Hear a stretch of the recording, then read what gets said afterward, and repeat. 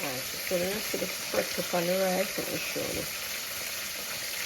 Because of the real coconut milk. And because you boil the coconut with the peas. You see that?